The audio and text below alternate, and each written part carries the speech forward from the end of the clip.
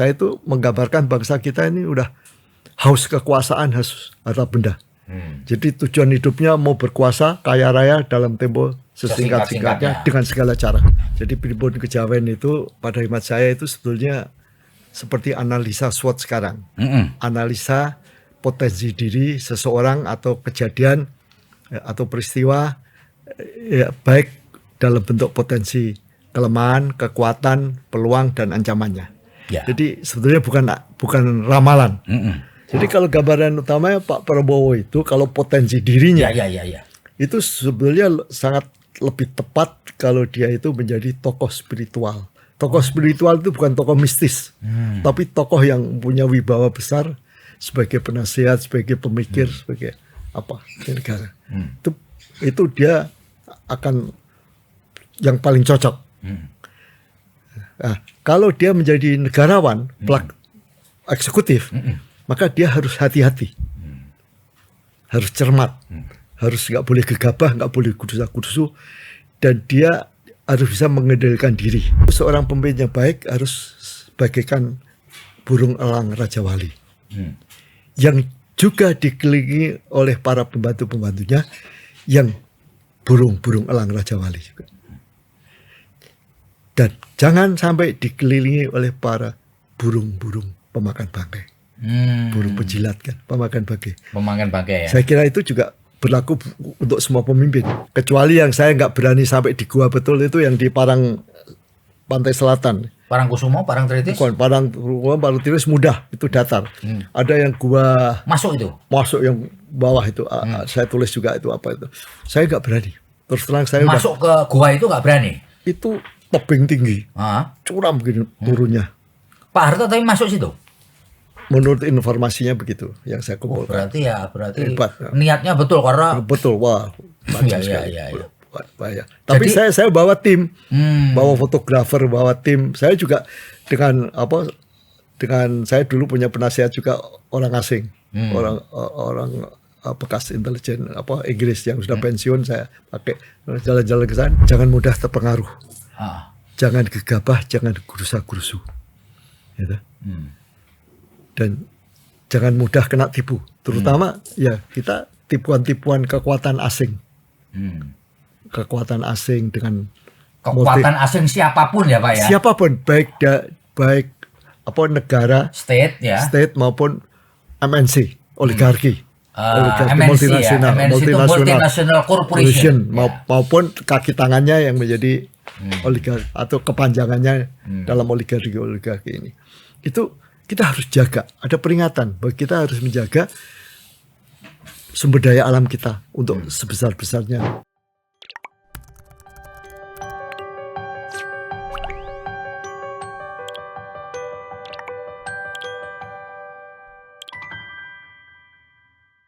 Assalamualaikum warahmatullahi wabarakatuh. Salam damai sejahtera buat kita semua. Bertemu kembali dengan saya, Feby Mahendra Putra, Direktur Pemberitaan Tribuners.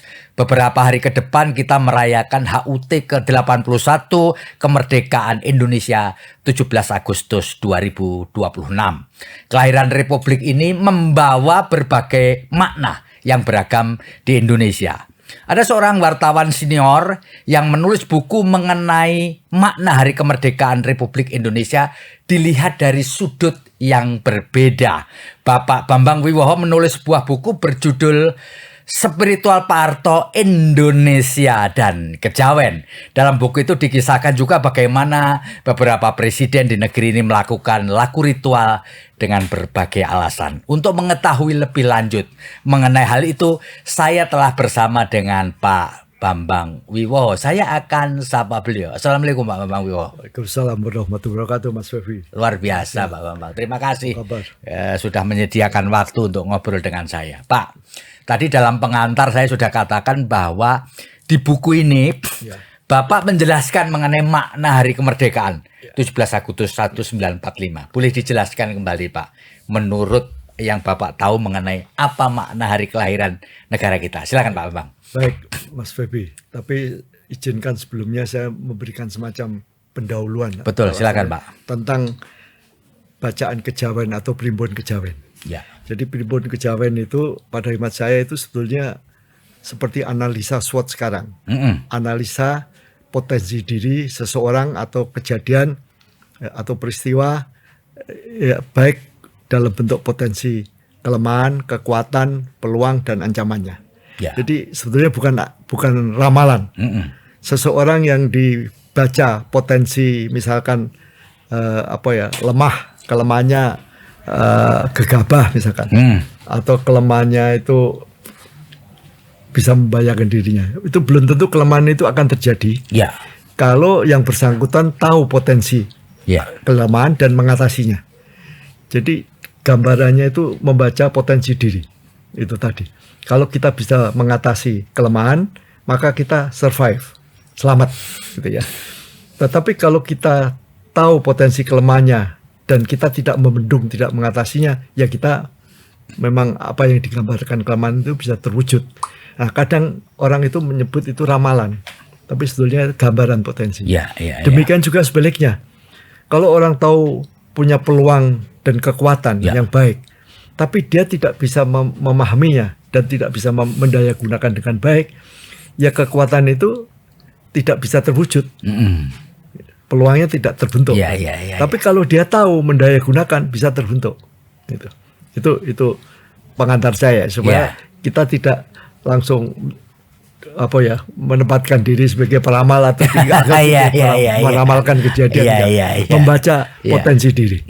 Nah, potensi diri ini dalam cara Jawa itu memang disebut primbon. Primbon ya Pak ya. Primbon. Nah, primbon itu dipengaruhi banyak unsur.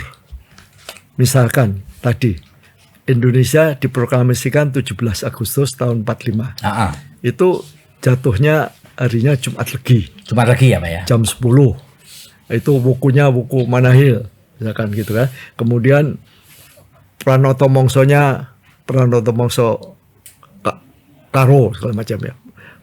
Itu banyak lah ya, banyak unsur-unsur ya yang bisa dibaca untuk mengetahui potensi dari negara Indonesia yang dilahirkan atau diproklamasikan pada 17 Agustus tahun 1945. Dan bacaan-bacaan potensi diri ini dalam primbon Jawa digambarkan atau diibaratkan dengan tanda-tanda alam.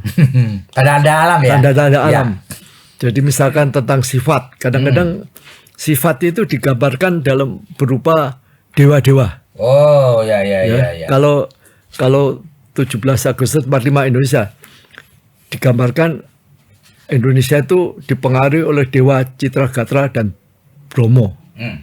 Ya, itu dua dewa besar. Yang satu itu dewa yang terginas, tajam pikirannya, dilambangkan seperti ujung tombak gitu ya. Dia selalu membawa tombak. Nah, Bromo digambarkan orang yang kayak api kan, simbol api, simbol gerak cepat panas. Tapi juga Bromo punya sifat yang mudah dibujuk orang. Gitu mudah ya. ditipu. Mudah dibujuk, mudah ditipu. Mudah ditipu. Ya. Itu misalkan gambarannya. Juga Indonesia digambarkan itu mempunyai dua gambaran alam lain. Apa itu? Misalkan Satrio Wirang. Satrio Wirang. Jadi buku satria yang malu gitu ya. Bisa dipermalukan. Oh, ya. Mudah dipermalukan.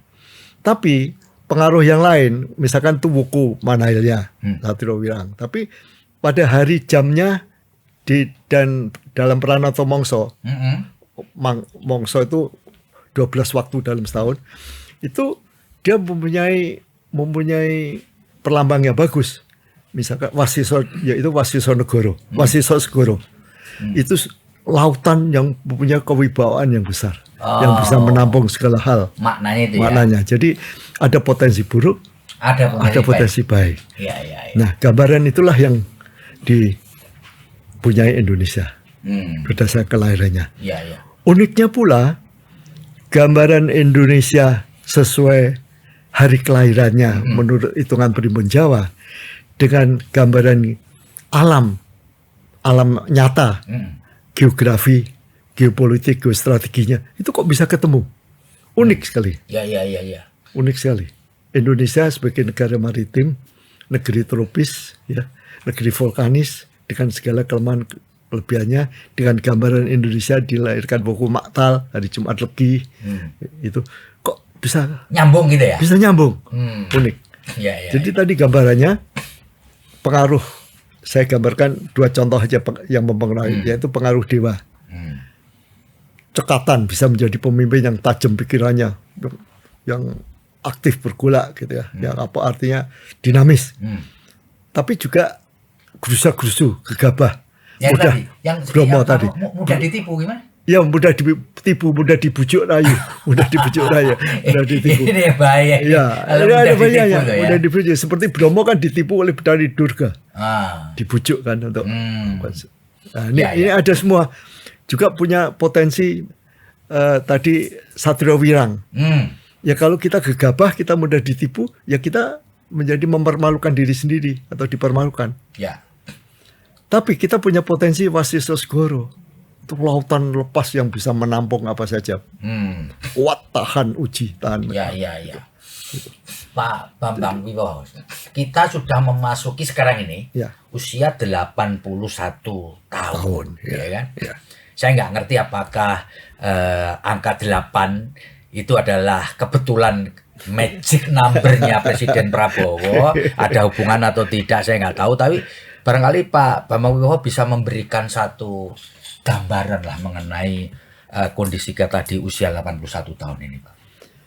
Usia 81 tahun Indonesia itu kan keadaan sekarang ya.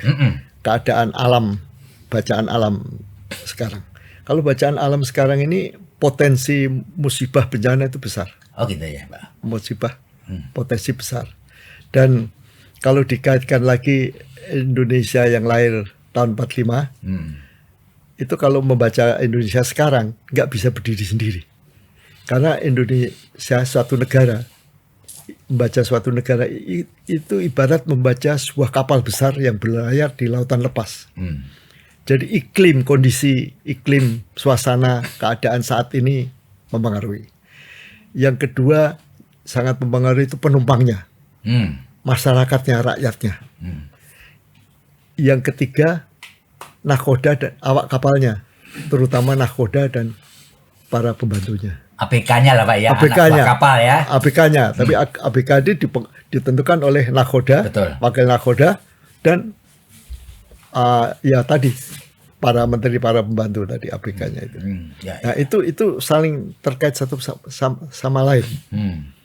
Dan kalau itu dibaca secara lengkap, saling mengisi satu sama lain, maka tetap kita ini harus waspada. Terutama apa Pak? Kewaspadaannya terutama apa Pak? Satu, potensi bencana alam. Satu, potensi bencana alam. Oke. Musibah. Musibah ya. Juga ada. Musibah itu dalam arti luas. Yang ketiga,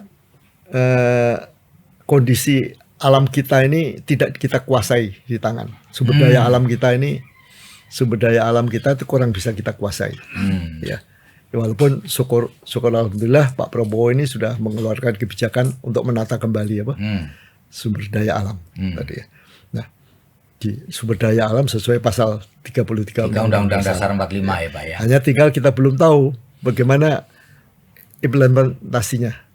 Tapi kesadaran itu sudah ada. Yang kita harapkan implementasinya itu ya jangan inilah, bisa dirumuskan dengan baik lah. Ya.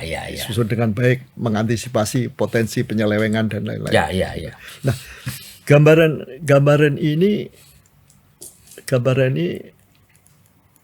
tadi kan gegabah, mudah ditipu, yaitu terlalu baik, terlalu sabar, dan sehingga kita ini bisa kalau nggak hati-hati dipermainkan orang, dipermainkan bangsa-bangsa lain. Oke. Ya, itu.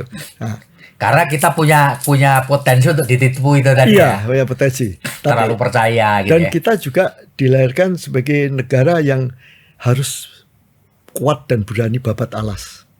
Babat alas itu artinya apa itu Pak? Itu kan babat alas itu membongkar hutan, membabat hutan untuk membangun istana. Dan itu kerja keras. Artinya kita harus kerja keras, ya, kerja keras yang betul-betul dari dasar. Bukan babat hutan lalu bikin IKN di Kalimantan Timur, babat hutan juga Pak. Ya itu simbolnya boleh diambil sebagai simbol. Kalau boleh diambil sebagai contoh, artinya dibabat, dibersihkan, membangun pondasi-pondasi yang bagus, pondasi negara yang baik. Itu tiang-tiang tiang-tiang rumah. Kalau ibaratnya rumah membabat hutan untuk membangun rumah gadang Indonesia, kan harus tiangnya harus bagus, pondasinya harus kuat. Kalau enggak rumah gadang kita. Jadi kalau menurut Pak Wiwoho, IKN itu babat alas untuk membangun babat alas enggak itu? Untuk membangun satu peradaban atau sesuatu hal yang baru enggak itu? Kalau saya maaf aja saya kurang sependapat. Tapi kurang sependapat ya. Sependapat maksudnya itu. Ngapain juga gitu ya? Ngapain juga. Kalau saya lebih, tapi kalau segala sesuatu itu kita ambil hikmahnya. Gitu. Inama al-usri yusron, ya kan? Di balik itu ada sesuatu, musibah, ada hikmahnya. Hikmahnya yaitu tadi kita ambil simbol aja kayak membangun babat alas, membangun rumah. Kita pelajari tahapan-tahapan membangun rumah besar itu. Pak Wiwoho, ini di buku ini juga, Bapak itu juga menganalisis atau memberikan satu makna kepada hari pemilihan presiden, pelantikan presiden, ya kan, presidennya, lalu kemudian wapresnya, gitu ya Pak ya. Boleh dielaborasi Pak, supaya pembaca kita yang kemudian atau pemirsa kita yang belum berkesempatan baca buku ini lebih dulu dapat gambaran dari Bapak mengenai maknanya. Oh, pemilihan presiden waktu itu Februari, betul ya Pak ya. Lalu kemudian pelantikan presiden 20 Oktober silakan. Ya, sebetulnya ya memang lebih tepat membaca langsung. Kasih gambaran. Tapi gini, yang paling menentukan itu tadi hari kelahiran negara dan gambaran nahkodanya. Itu satu.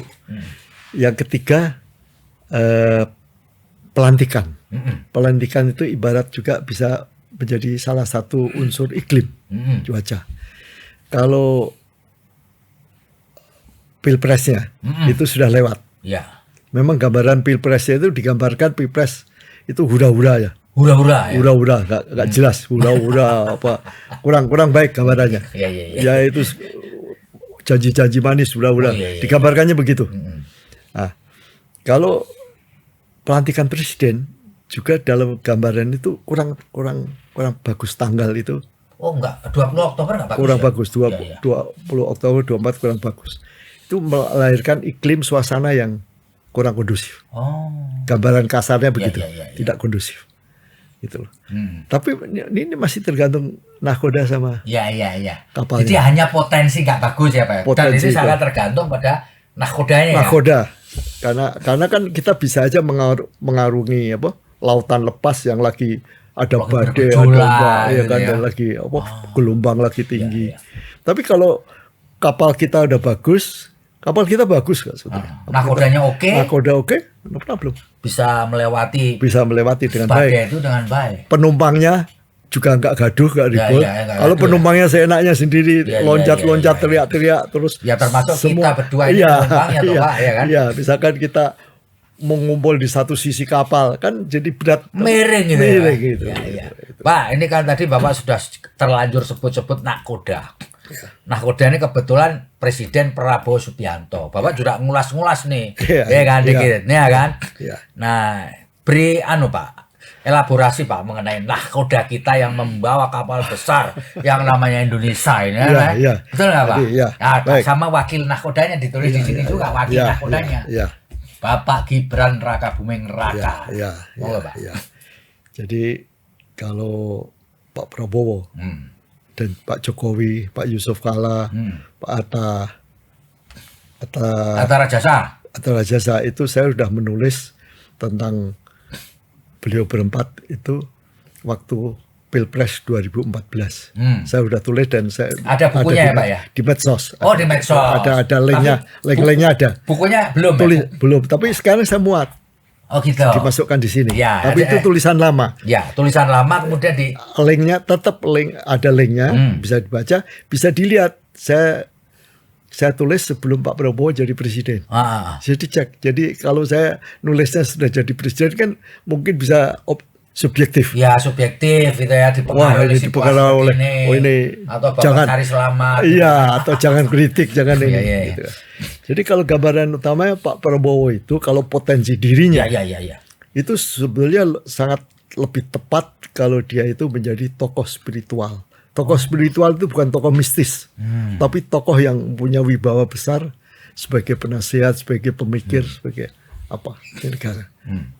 Itu dia akan yang paling cocok. Nah, kalau dia menjadi negarawan, eksekutif, maka dia harus hati-hati, harus cermat, harus nggak boleh gegabah, nggak boleh kudusa-kudusu, dan dia harus bisa mengendalikan diri. Nggak boleh asal ngomong. Nggak boleh, nggak karena dia pada dasarnya Pak Prabowo ini memang orang ganteng, digambarkan orang yang lahir pada hari kelahiran Pak Prabowo itu ganteng ya Pak ya. Ganteng, simpatik, menarik, ya, pandai tampil. Oh, pandai tampil ya. Pandai tampil sebetulnya, menarik lah. Dia menarik sebetulnya. Tapi menariknya itu juga harus terkendali. Karena dia berpotensi agak gegabah, agak gerusa-gerusu. Hampir sama dengan, kok cocok dengan keadaan sekarang. Keadaan bangsa negara itu juga begitu. Indonesia nggak boleh gegabah. Nah, ini dia harus kelola dengan baik. Nah, kalau dia bisa mengelola ini, artinya tadi walaupun dia yang paling tepat tuh menjadi spiritualis negara, bukan spiritualis tadi yang gaib, yang gaib. Spiritual dalam arti luas. Tidak berarti dia nggak bisa jadi negarawan. Hanya kalau dia udah jadi negarawan, dia harus tadi cermat, nggak boleh gegabah, harus menjaga omongan, penampilan, dan dia harus menjaga dirinya jangan sampai dikelilingi oleh para penjilat. Oh, jadi catatan Bapak kalau bisa dia tidak dikelilingi oleh para penjilat. Karena dia itu kemauannya keras. Karena kemauannya yang keras, orang yang kemauannya keras itu kalau nggak hati-hati mudah disanjung, mudah diangkat-angkat oleh orang-orang yang ingin cari dekat dengan dia. Ya. Dan itu nanti bisa menyesatkan, menghancurkan dia.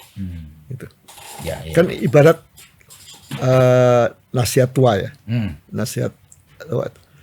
Kalau seorang pemimpin yang baik itu adalah, sebenarnya dulu saya pernah baca sepintas itu ada yang menyatakan itu pendapatnya Aristoteles. Tapi saya cari lagi, ada yang bilang bukan.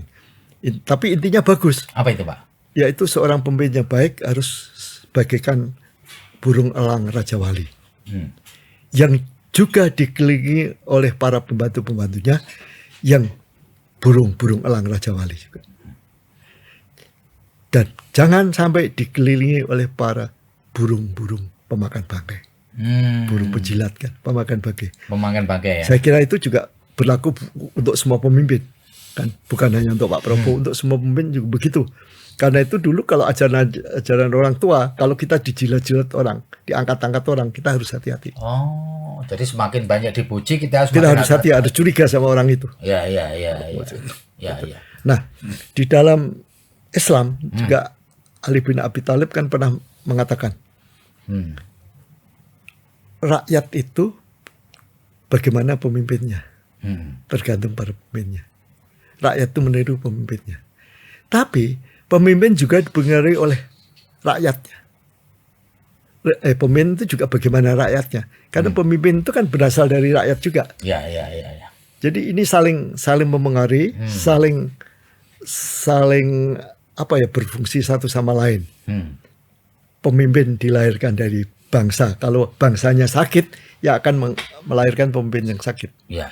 Tapi bangsa yang baik, kalau sudah baik, tapi tiba-tiba pemimpinnya jadi nakal, keras, segala macam, ya rakyatnya terpengaruh. Oke.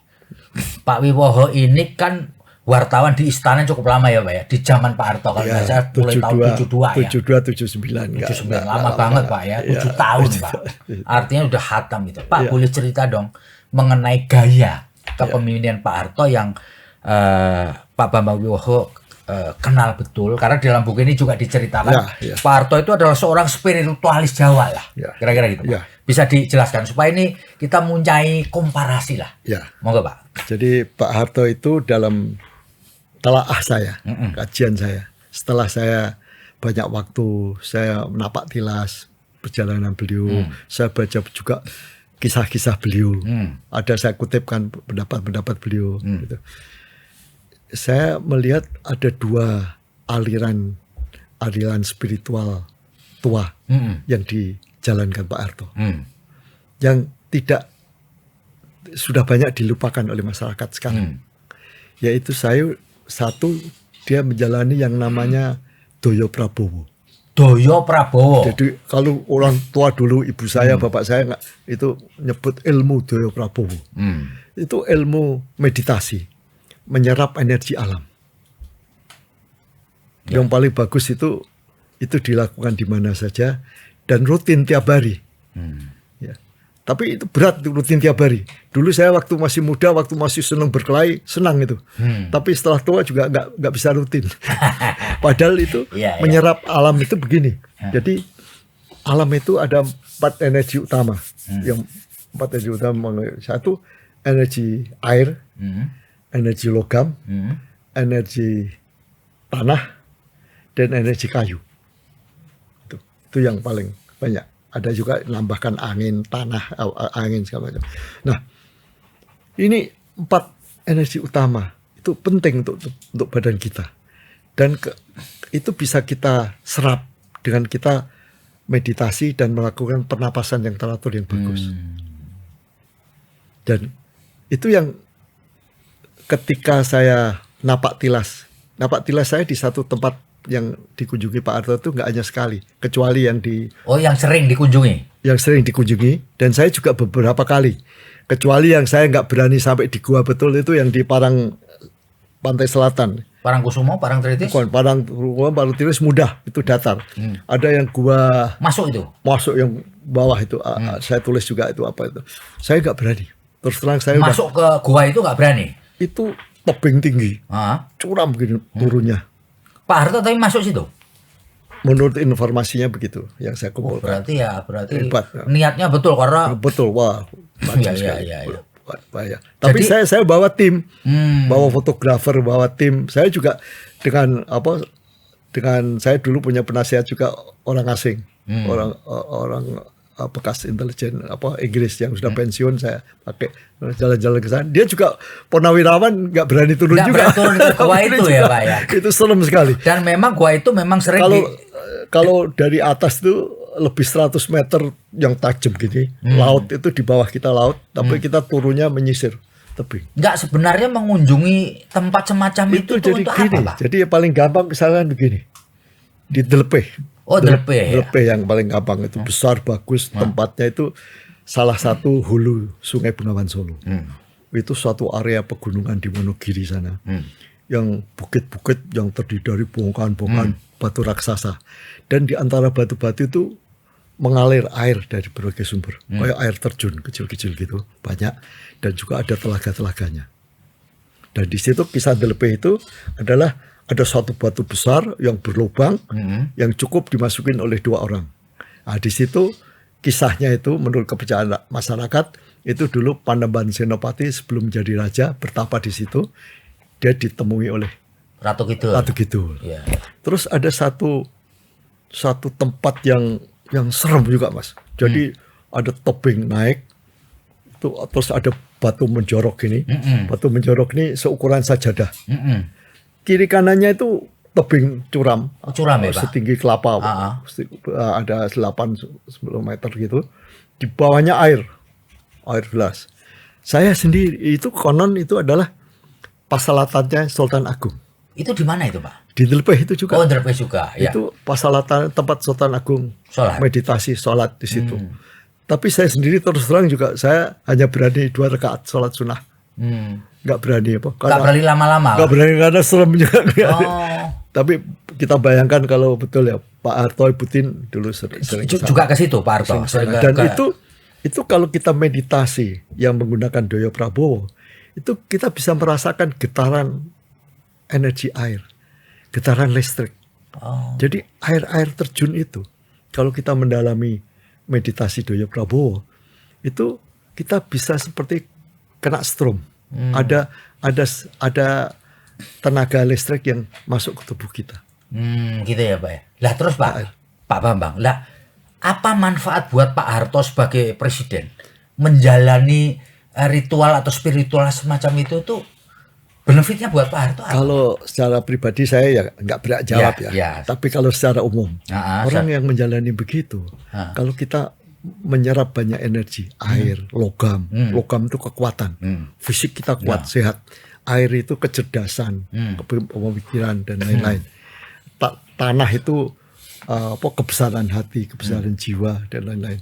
Itu kita mempunyai sifat-sifat yang dibawa oleh energi-energi asli itu berada dalam diri kita. Kita menjadi orang cerdas, menjadi orang tenang, menjadi orang kuat, sehat. Iya, kan? Sehat Pak Harto kan usianya juga panjang. Ya.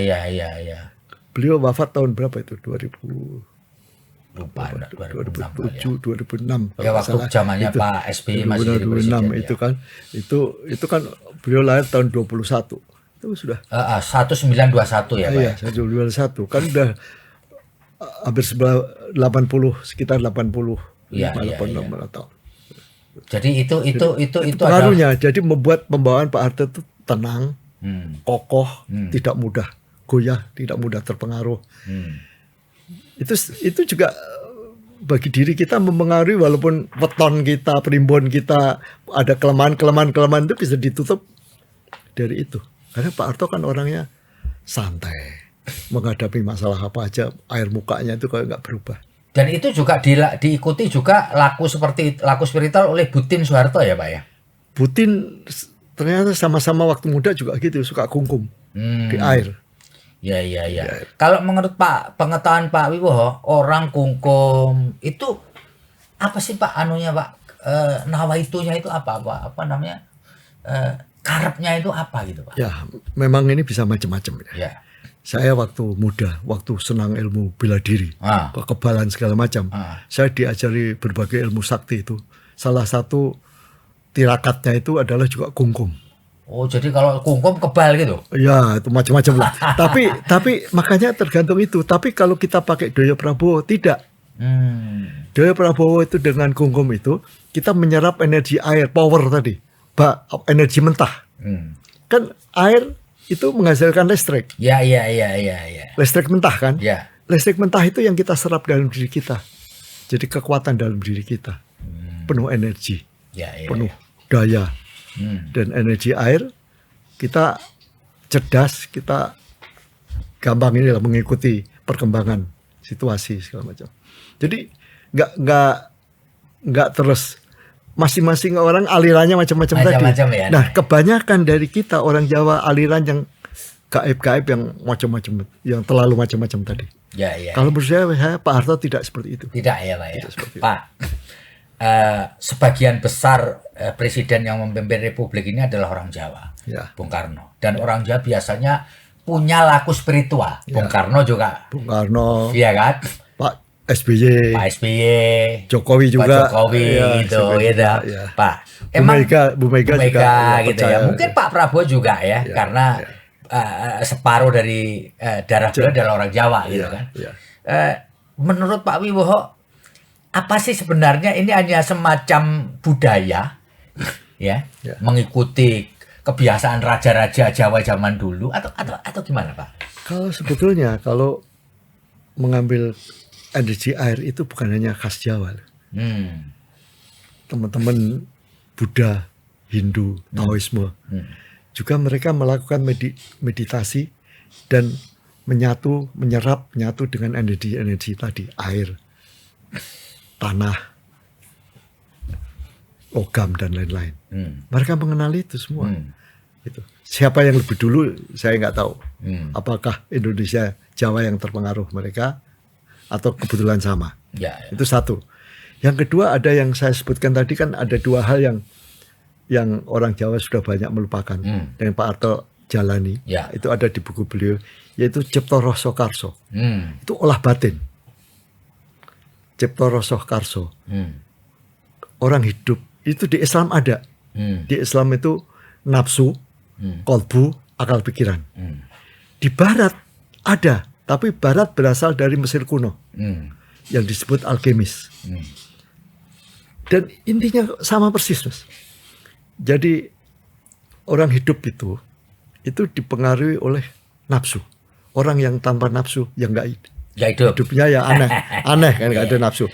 Tapi Bahkan menurut para pakar gitu, nafsu itu ada yang sampai menguasai orang bisa 80% pada diri orang. Tapi nafsu itu jangan dibiarkan lepas. Kalau dibiarkan lepas, dia menjadi liar, menjadi orang yang rakus, nggak peduli ini kasar dan lain-lain, rakus, macam-macam yang buruk, hal-hal buruk, berbahaya dan tidak baik bagi alam masyarakat dan orang lain. Nafsu harus dikendalikan. Nafsu itu karsa. Karsa di dalam aliran spiritual Barat dan Mesir, mereka menamakan cipta rasa karsa itu alkemis. Itu adalah unsur kimia sulfur dalam diri manusia. Jadi tadi nafsu, kolbu, ya, nafsu itu karsa, kolbu itu rasa, terus akal pikiran itu cipta. Nah, di Barat ini alkemis, ini unsur kimianya, diibaratkan unsur kimianya sulfur, merkuri, dan garam. Nah, tapi letaknya, uniknya, baik Jawa, Barat, Mesir, aliran tasawuf yang akal pikiran tadi, itu teman-teman Ustadz mursyid tasawuf yang mendalami, dan juga tidak semua itu dilambangkan dalam tubuh kita. Maaf ya, kalau cipta itu ada di kepala, kolbu, rasa ada di inti, di lubuk hati. Nafsu atau karsa ada di kemaluan, bawahnya, di kemaluan. Ya. Dan kemaluan nafsu harus dikendalikan, diberi hikmah, diberi wisdom, harus diisi oleh kolbu sehingga nafsu itu tidak liar. Tapi nafsu yang penuh wisdom, penuh kearifan, kebijakan yang diolah untuk kemaslahatan orang banyak. Kalau sudah itu, baru diolah di akal pikiran, di cipta. Digayangkan, digambarkan, diperjuangkan di dalam cipta. Gitu. Pak, Bapak ini kan wartawan istana lama, pasti mengikuti upacara 17 Agustus dari tahun ke tahun, Pak ya. Mulai tahun 72 dan seterusnya. Dan sekarang masih berlangsung. Pak, boleh dong kita diberi cerita gitu, apa bedanya yang Bapak rasakan dari satu presiden ke presiden lain ketika menjalankan peringatan 17 Agustus di Istana Negara? Pasti beda-beda nih. Bisa. Itu gaya dan langkah masing-masing ya. Kalau tadi kan saya sebutkan Pak Harto itu orangnya pendiam, tidak lasah, tidak mudah temperamennya nggak mudah berubah. Nggak kelihatan gitu ya. Nah, suka duka itu dia jaga betul. Ya, memang itu ciri-ciri feodal pada umumnya. Ciri-ciri sebetulnya falsafah kepemimpinan yang universal. Di Barat pun seorang pemimpin juga diajari seperti itu. Upacara kenegaraan itu betul-betul terasa sakral. Sakral ya Pak ya? Tenang dan tidak khidmat gitu ya? Khidmat. Dan kalau mau melibatkan rakyat banyak, orang banyak, bukan di istana pagi itu, tapi boleh sore hari penurunan bendera, atau nanti di malam hari dirayakan di Monas, melibatkan rakyat banyak, dibikin pesta-pesta, dibikin karnaval, dibikin apa, mengajak melibatkan rakyat, tapi bukan di upacara 17-nya. Upacara 17-nya itu ya masa itu hampir semua orang yang di istana itu percaya itu sakral dan itu mengandung isyarat-isyarat kehidupan kita, bangsa dan negara. Karena itu dijaga, tertib, bagus dan lain-lain. Nah kalau belakangan ini kan pakai nyanyi-nyanyi. Joget Pak, joget, tari ya, rungkat, ya, rungkat Pak Jokowi terakhir rungkat itu kalau dalam bahasa Jawa kan jebol sampai ke akar-akarnya. Kan. Nah itu kalau zaman dulu nggak boleh nyanyi sembarangan di acara-acara formal begitu. Ya, termasuk sekarang kan lagi ada war ticket, jadi war ticket itu berebut itu dapat tiket gitu loh Pak. Nanti war serem ya istilahnya kok supaya serem. Nanti bisa ikut upacara di ini kan berebut tiket lewat virtual gitu loh Pak ya. Ya saya nggak tahu kok tiket apa itu virtual atau hadir fisik. Saya juga nanti hadir fisik tapi nyari tiketnya virtual. Iya betul. Hadir fisik lebih 100 sekian ribu orang nggak Ya. tahu apa nanti gimana itu. Ya, memang gitu itu. Kan Ya dari segi populisme melibatkan rakyat banyak, yaitu koyok populis banget ya, dekat dengan rakyat. ya. Tapi ya saya tidak aliran itu. Ya. Silakan aja. Tidak aliran itu ya, Pak. Tidak ya? aliran itu, silakan aja. Tapi masing-masing punya gaya tadi. Wah, iya ya, punya style ya. Punya Pak style, Prabowo pasti. punya style, Pak Jokowi punya style, style. Pak Prabowo punya style, Pak SBY juga punya style, Pak Harto punya style, Bung Karno demikian pula ya, Pak ya. Ya, karena itu kan 17 Agustus zaman dulu diusahakan orang-orang yang punya jasa terhadap Indonesia, punya jasa lah, Ya, jasa. ya, Jasa itu tidak berarti bintang jasa, tapi Ya. punya Punya partisipasi. ini ya Pak ya, punya sumbangsih ya. Sumbangsi, betul sumbangsih Iya, lebih tepat sumbangsih. Kepada negeri dan Negeri ya, bangsa itu ini. diutamakan. Pak Bambang. Dan karena itu habis upacara itu siangnya itu selesai itu makan-makan di halaman belakang istana Merdeka itu di ruang. Ya, jadi zaman Pak Harto juga begitu Ada ya? istana di antara istana Merdeka, istana negara, tapi itu nggak terlalu besar, nggak bisa ratusan ribu orang makan di situ. Ya. Oke Pak, ini sebagai penghujung dari ngobrol kita ini Pak. Apa pesan lah ya Bapak sebagai seorang senior, hartawan senior, lama bertugas di istana dan sampai sekian juga masih berkhidmat untuk nulis buku gitu ya. Terkait dengan ulang tahun negeri ini ke-81. Pak ya. Apa yang perlu diartikan supaya negeri ini selamat, Pak. Ya, betul. Kita semua kan kepingin selamat Ya, ya, Pak. betul, ya, betul. pemimpinnya oke, rakyatnya oke. Ya, semuanya happy bersama lah. Happy ya. Happy. Bahwa soal kesejahteraan itu urusan beda lah. Yang penting itu kita sama-sama ini. Silakan, Pak. Gini, Pak. ini uniknya gambaran keadaan dari Republik, dari pelantikan presiden, dari Pak Prabowo dan Gibran. Ini kalau diolah bersama, itu memberikan gambaran yang kita harus hati-hati dan waspada. Jangan mudah terpengaruh, jangan gegabah, jangan gerusa-gerusu, gitu. Dan jangan mudah kena tipu, terutama ya kita tipuan-tipuan kekuatan asing, kekuatan asing dengan Kekuatan asing siapapun ya, Pak ya. siapapun, baik apa negara, State ya. state maupun MNC, oligarki, MNC ya. MNC itu multinational corporation. maupun kaki tangannya yang menjadi oligarki atau kepanjangannya dalam oligarki ini. Itu kita harus jaga. Ada peringatan bahwa kita harus menjaga sumber daya alam kita untuk sebesar-besarnya kemaslahatan umat. Dan itu alhamdulillah Pak Prabowo sudah mulai menyentuh itu. Yang belum kelihatan adalah detail grand strategi dari kebijaksananya mengolah dalam satu tangan kekayaan alam ini. Ya. Ini kalau tidak hati-hati juga bisa berbahaya, karena dulu waktu Pak Mitro dengan program bentengnya itu kan juga nasionalisasi dan mengambil alih peranan asing kan. Tapi kan hasilnya jadi nggak bagus. Hasilnya kan muncul Alibaba. Iya. Depannya Ali, belakangnya Baba. Jadi hanya formalitas. Padahal saat itu kerusakan moral budaya bangsa kita tidak separah sekarang. Sekarang sangat parah. Sekarang secara moral, saya itu menggambarkan bangsa kita ini udah haus kekuasaan, haus harta benda. Jadi tujuan hidupnya mau berkuasa, kaya raya dalam tempo sesingkat-singkatnya dengan segala cara. Nah, ini harus diantisipasi. Makanya saya ambil contoh misalkan, kalau saya boleh mengoreksi misalkan. Itu tadi satu, sumber daya alam. Harus diantisipasi peluang-peluang permainan. Yang kedua misalkan saya ambil contoh, jangan gegabah, jangan gusa-gusu. Itu misalkan MBG sama Koperasi Desa Merah Putih. Itu secara ide kan bagus. Iya. Cemerlang. Iya. Ide yang cemerlang.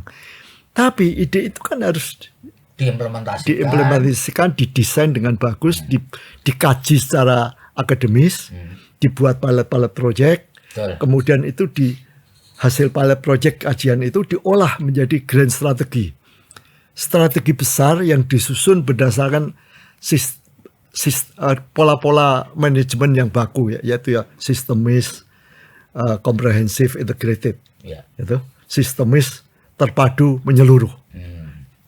Dan menurut saya itu bisa dilakukan dengan menggerakkan potensi ekonomi pedesaan yang bertumbuh pada sumber daya manusia maupun alam lokal. Iya, iya. Ini Itu aja ya, Pak, pesan ya? saya. Oke. Mudah-mudahan itu bisa, Ya, bisa moga-moga ini masih bisa dikoreksi. wawancara ini bisa didengarkan juga oleh Pak Prabowo, ya. Amin, Maybe tapi ya.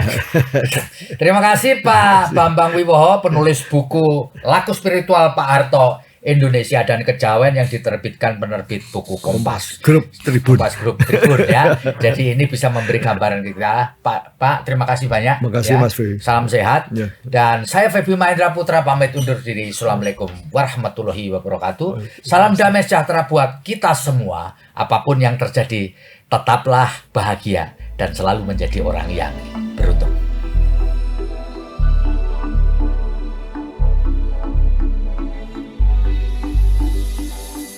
Terima kasih sudah nonton. Jangan lupa like, subscribe, dan share ya.